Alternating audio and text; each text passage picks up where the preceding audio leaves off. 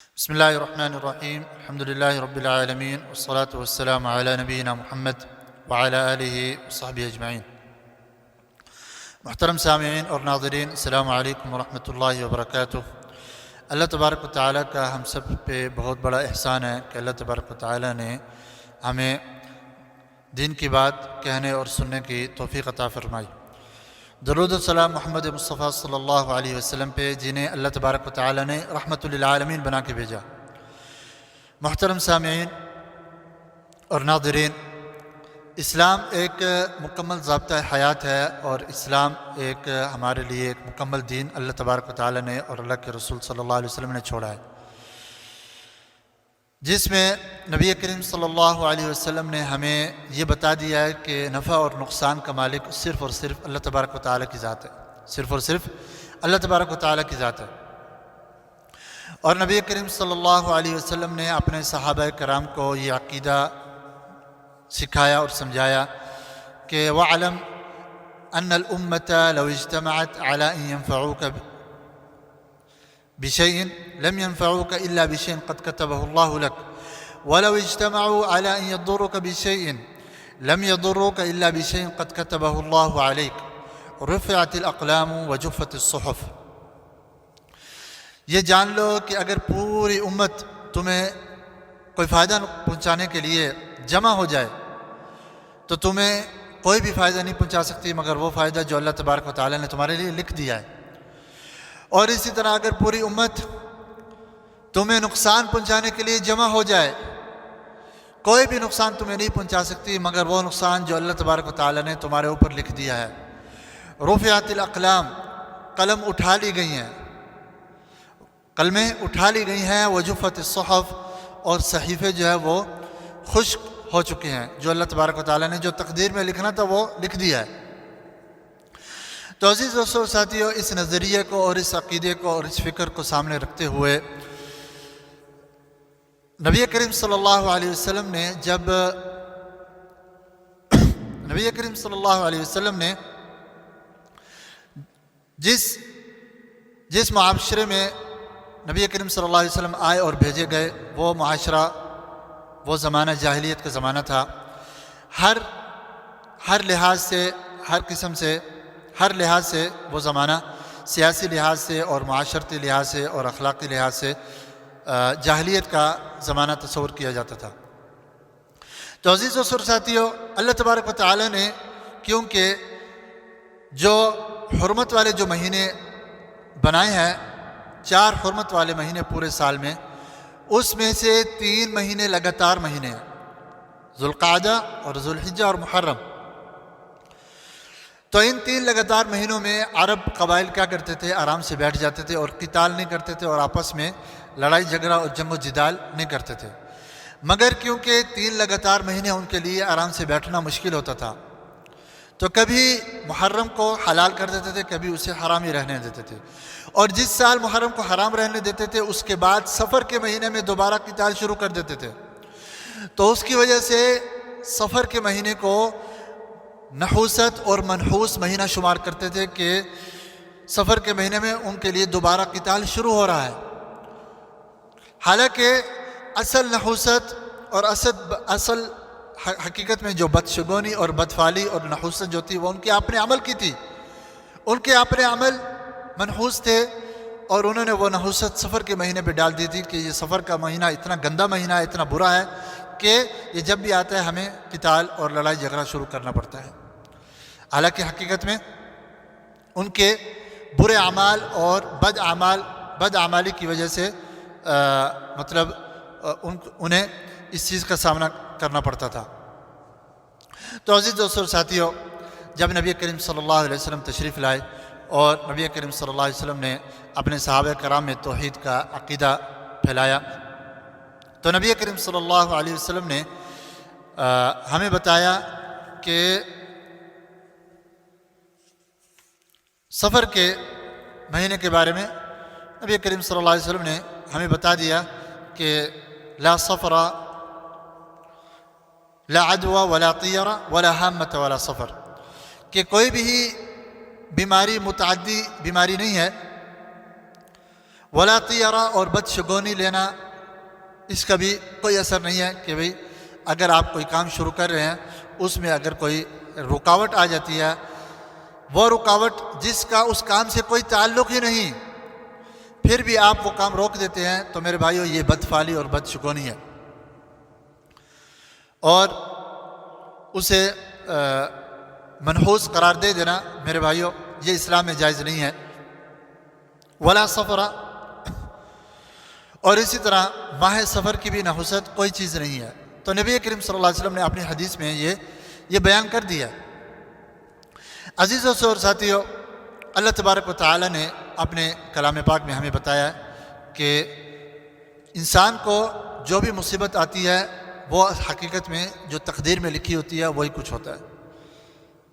اللہ تبارک و تعالیٰ کا فرمان ہے ما اصاب من مصیبت فی الارض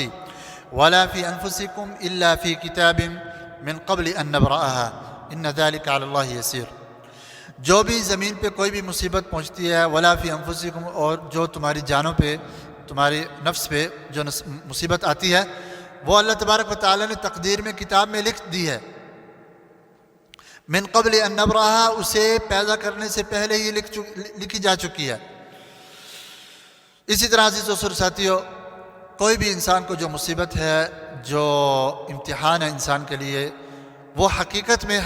انسان کے اپنے کیے ہوئے اعمال کا نتیجہ ہوتا ہے۔ جو بھی مصیبت پہنچتی ہے اس کے گناہوں کا نتیجہ ہوتا ہے، کیونکہ اللہ تبارک و تعالی نے فرمایا وما اصابکم من مصیبت فبما کسبت ایدیکم ویعفو عن کثیر۔ جو بھی مصیبت تم پہ پڑتی ہے وہ تمہارے اپنے اعمال کی وجہ ہے۔ فبما کسبت ایدیکم، تمہارے اپنے کیے ہوئے اعمال ہیں۔ ایک اور جگہ پہ اللہ تبارک و تعالی نے مؤمنین کی صفات بیان کرتے ہوئے فرمایا کہ مؤمنین کیا کہتے ہیں؟ مؤمنین کہتے ہیں کہ قل لن یصیبنا الا ما کتب اللہ لنا، ہمیں صرف وہی پہنچ سکتا ہے جو اللہ تبارک و تعالی نے ہمارے لیے لکھ دیا ہے، تقدیر میں جو لکھ دیا ہے۔ ہوا مولانا، وہ ہمارا حامی اور مددگار ہے۔